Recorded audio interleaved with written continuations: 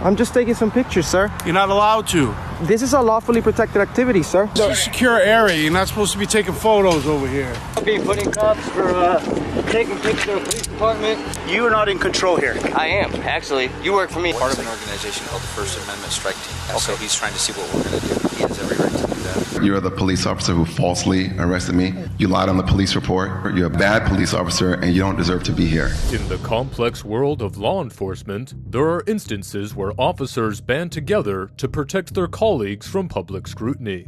However, there are also those who uphold the law and aren't afraid to educate their subordinates when they step out of line. For today's episode of Enforced, we've brought you 3 instances where dumb cops got humiliated by their bosses. Our first footage comes from Pueblo City, Colorado, where a First Amendment auditor, Sean O'Connell, is filming a police building. It is a public building with no sign prohibiting filming there. As O'Connell films, he is stopped by Officer Romero. The situation takes a turn for the worse as O'Connell decides to pay no heed to the officer's illegal commands. Hey there. How are you? Excuse me, sir. What are you doing? Hey. Hey.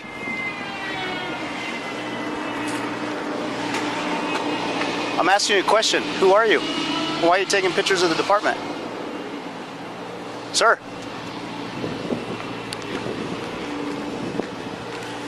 Don't touch me. Okay, I'm gonna put you in cuffs. Okay? That's fine. You're gonna be put in cuffs. Supervisor. Okay, supervisor's on his way.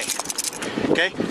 I'm asking you questions here. I can be arrested right now, being put in cuffs for taking pictures of the police department. Don't turn my phone off. Okay, you are not in control here. I am, actually. You work for me, I don't work for you. 46, I got one in custody over here. I need a You're supervisor. gonna lose your job, buddy. It's illegal detainment. Can you please call a supervisor out here? This is an illegal detainment under 16-3103. Okay. Hang out here. You don't have permission to search me. I don't consent to any search procedures. Okay, I'm waiting for a supervisor to come up here. Okay, that's fine. Okay. What's your name and badge number? Romero.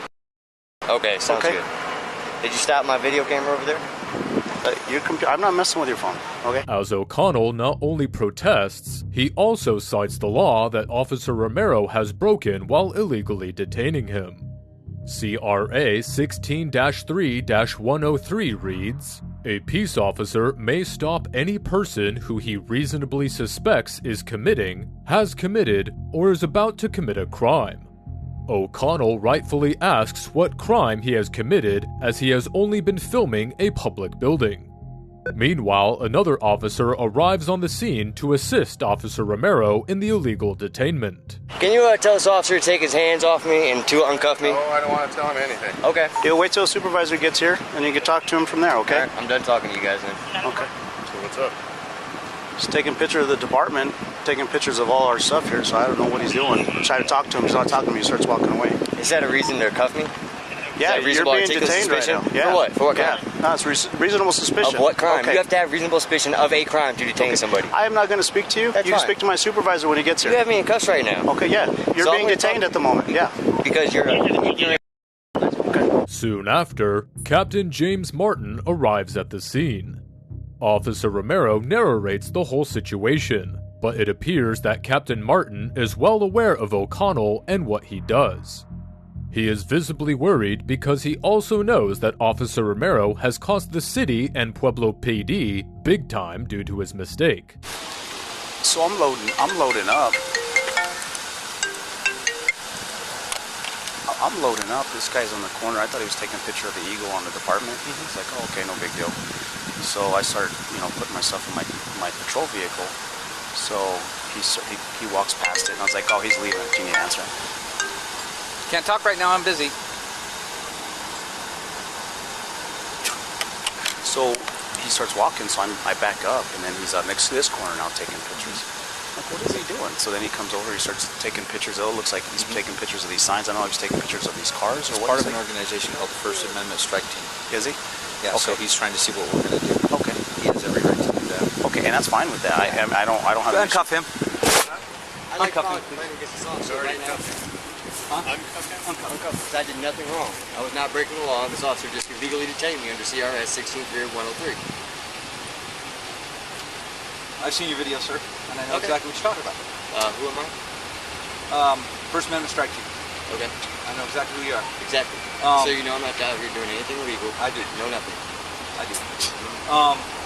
And I'd like to file a complaint against this officer for deprivation of rights. You can actually go into the department.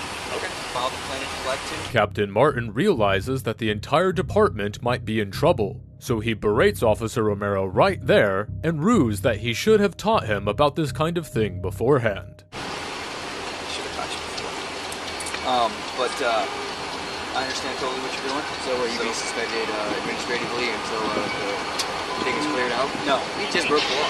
I understand he that. Should be arrested. So an internal affairs investigation, if you want to file a complaint, will be conducted, and depending on the findings of that, it'll be dealt with depending on what... Okay. So is there going to be any issue with me getting his body cam information? That, you would have to go through our records division. Yep. I'm not sure how that works. In the meantime, Sergeant Reyes, who is the supervisor of Romero, reaches there while O'Connell continues to record everything on his own camera. Captain Martin seems embarrassed and flustered, and his efforts to appease O'Connell are readily apparent from his demeanor. Officer Romero keeps trying to leave the scene. Hey guys, call Pueblo Police Department and complain about Officer Romero badge removal.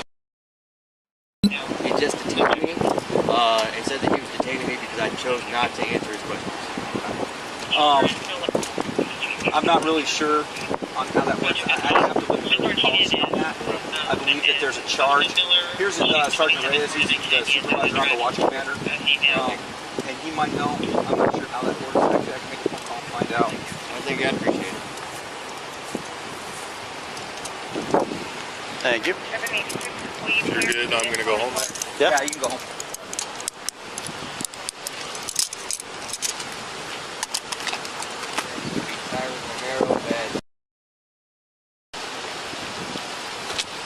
I guess Captain Martin needs to speak to you.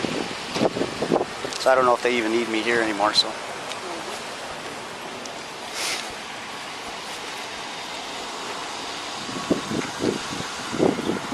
there a charge? Okay. Do you know what the charge is? Okay, I'll find out. Call records real quick. You have to submit a Freedom of Information Act for the body cam video. There's a charge. I'm not sure what the charge is. Okay. But I'm going to find out. I'm sure records can probably tell me. Yeah, I'm going to call just so you know now. Thank you, man. I appreciate all your help. What was your name, sir? No, I'm not going to get that. Okay. Thank you. Records. It's going to be a plate. They need me here, or should I leave? Huh? Officer Romero's illegal detainment ended up costing $41,000 to the Pueblo Police Department. O'Connell pressed charges and filed a complaint, but the case was settled outside of the court. First Amendment auditors continue to demonstrate the serious lapses in police training across the country.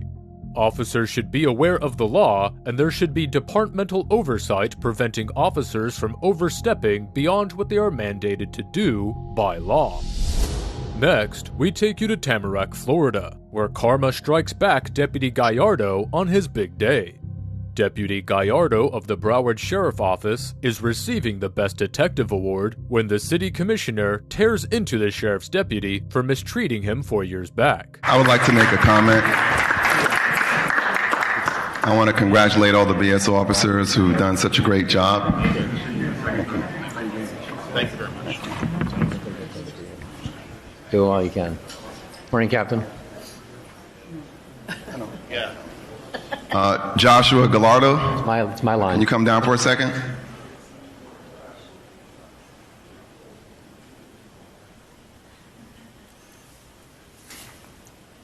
It's good to see you again. You probably don't remember me, but you're the police officer who falsely arrested me 4 years ago.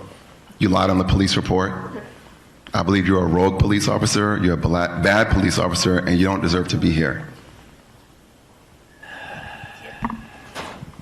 City officials are in shock as Mayor Gomez quickly swoops in for damage control, but it is too little, too late. Ladies and gentlemen, we appreciate as a whole BSO and everything that you do for us. Thank you for your service to our community. We appreciate you. Please take that away from here tonight or today. Thank you very much. Be safe out there. Footage from 2015 shows the incident the commissioner is referring to. In this video, Commissioner Gellin, who did not hold any public office at the time, can be seen trying to record a man who was a victim of battery. That's when Deputy Gallardo stops him and later, after a verbal spat, arrests and charges him with obstruction. You're gonna record right now? Yeah. Turn it off, bro. Why? Because it's a violation of HIPAA law. Because he's a victim. He's a victim right now. You want to leave? I'm watching. You want to leave the area? I want to make sure he's being Then please taken back care away of. to the sidewalk. What's the rule? Is there a rule about We that? don't want you right here if I'm attending Okay, him. but you're not I doing want you on the other anything. side of that hedge. What are you doing? Right now, I want you on the You're other not attending him. What are you doing? Sir, right now, I'm going to ask you again on the other side of that hedge. Why don't I have to go to the other side? You're going to get arrested for obstruction. How am I obstruction? Because I'm asking you to go to the other side. I don't want you approaching me. I'm not approaching you. You approach me. Other side of the hedge. What about everybody else? Other side of the hedge. The prosecution later dropped the charges against Mike Gellin and cited that there were serious inconsistencies between Deputy Gallardo's report and his body-worn camera footage. Gellin never received an official apology from the BSO office or the deputy for the wrongful accusations. For our last clip, we take you to Warwick, Rhode Island, where a citizen is conducting another First Amendment audit. There are no signs prohibiting photography or filming, and the citizen decides to test the boundaries of his First Amendment rights. He is then interrupted by a cop asking him to stop his photography. This is a very nice building. And we're about to have contact.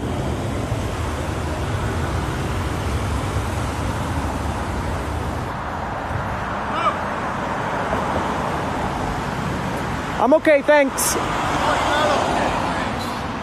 I'm sorry? I'm just taking some photograph from the public sidewalk. No, you're not. This is a restricted area. There's no photography can you over give me here. my space, please? I'm just taking some pictures, sir. You're not allowed to. This is a lawfully protected activity, sir. Do you know that we have This is a secure area. You're not supposed to be taking photos over here. I'm actually in a public sidewalk right now. This is the public. And you're taking pictures of a state facility with this. I'm just working on a little story, sir. I understand. I'm just working on a little story, and I'll be on my way. I have no ill will. Photograph over here, okay? Sir, can you please give me my space because you're like... There's plenty of space in between us right now. Okay. I'm just practicing my First Amendment right to film in I'm public. just letting you know you can't photograph over here. Sir, I have to disagree with you on that. This is a public sidewalk, and I'm just taking some pictures of your nice building. And you're taking pictures of a secure area where we bring the prisoners in. Well, I don't know what you guys do back here, but... I'm letting you know. Well, that's fine, sir. I'm in a public area. I'm asking you to leave now. Well, sir, you can't tell me to leave from a public area. I'm asking you to stop filming this area specifically. You can take pictures of the outside of the building. Not over here, you can't. Is that like a lawful demand?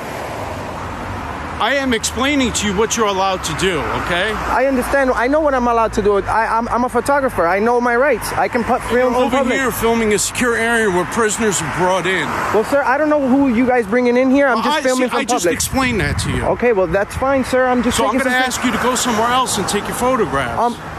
Are you a supervisor? Can I speak to your supervisor? Because Absolutely.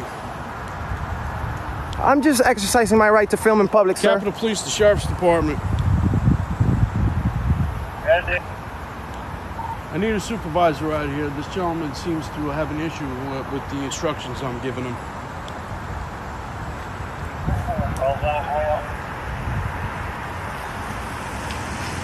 You're more than welcome to film the other parts of the building. This area right here is a secure area where prisoners are brought in. The citizen is exercising their First Amendment right to film in public. The officer, however, is concerned about the security of a restricted area where prisoners are brought in. The officer pays no need to the First Amendment auditor citing his rights and continues to hinder the citizen from photographing. The officer asks the citizen to stop filming this specific area, but the citizen insists they're within their rights as they're on a public sidewalk. The officer then calls the sergeant, who is about to decide who's in the wrong. Sarge!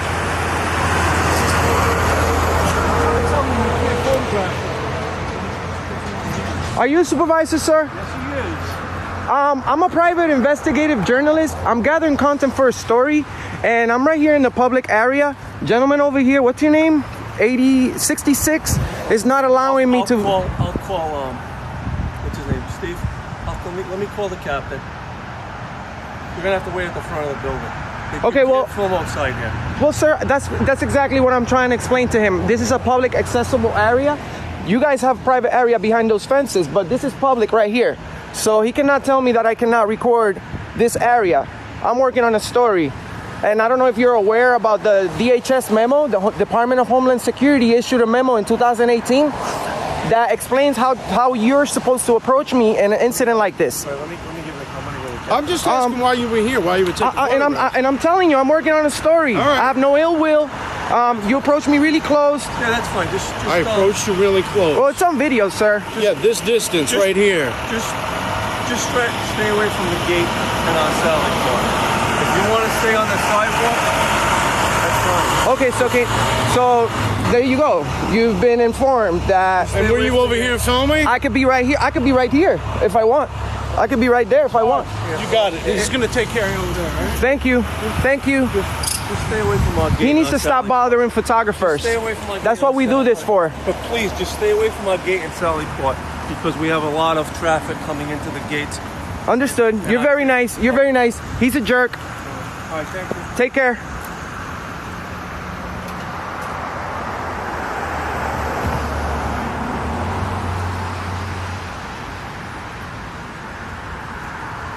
There you go, guys. Another walk of shame. Another walk of shame. Look at him. He walked all the way from over there to walk right back. The citizen identifies himself as a private investigative journalist and asserts his right to film in public areas, citing a 2018 Department of Homeland Security memo.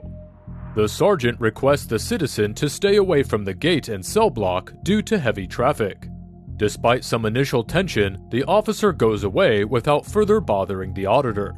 However, this occurs only after the officer's supervisor steps in to rectify the situation and teach the officer what the law truly says.